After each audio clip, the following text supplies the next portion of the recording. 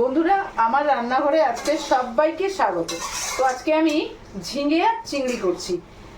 ঝিঙেটা কেটেছিলাম দেখো ছোট ছোট করে, আর তার সাথে একটু আলু দিয়েছিলাম।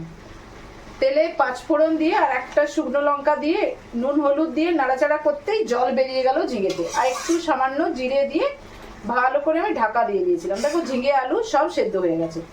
আমরা প্রত্যেকেই সবজি খাই, অনেকে কি করে একটু তেল মশলা বেশি ইউজ করে, ঠিক আছে, নো প্রবলেম।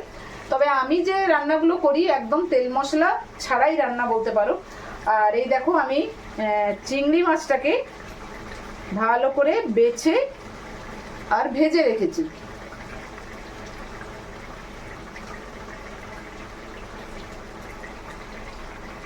এই দেখো, আর তার সাথে একটু বড় বড় করে পেঁয়াজ আমি ভালো করে ভেজে নিয়েছি।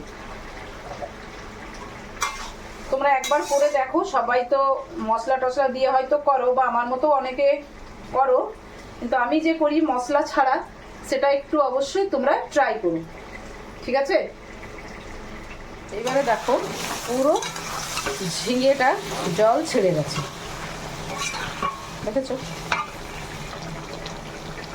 এইবার কিন্তু আমি কয়েকটা কাঁচা লঙ্কা দিয়ে দেবো, কেননা আমাদের একটু ঝাল ঝালটা খেতে বেশি ভালোবাসি আমরা, তাই ঝিঙে চিংড়ি করতে গেলে একটু কাঁচা লঙ্কাটা দিয়ে দিলাম। এরপরে আমি অ্যাড করে দিচ্ছি ভাজা চিংড়ি আর পেঁয়াজ। এই যে দেখো, ভাজা পেঁয়াজ আর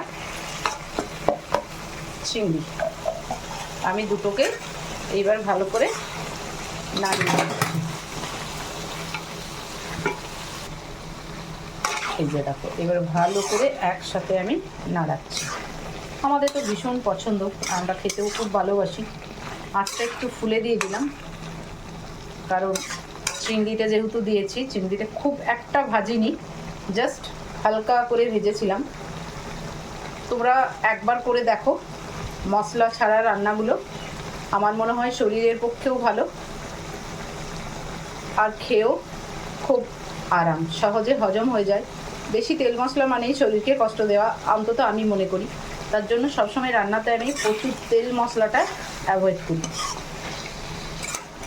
একদম সুন্দর করে নাড়িয়ে নেব যতক্ষণ পর্যন্ত জলটা থাকবে। একদম জল ছেড়ে গেছে, তো চলো আমি এবার নামিয়ে নিচ্ছি।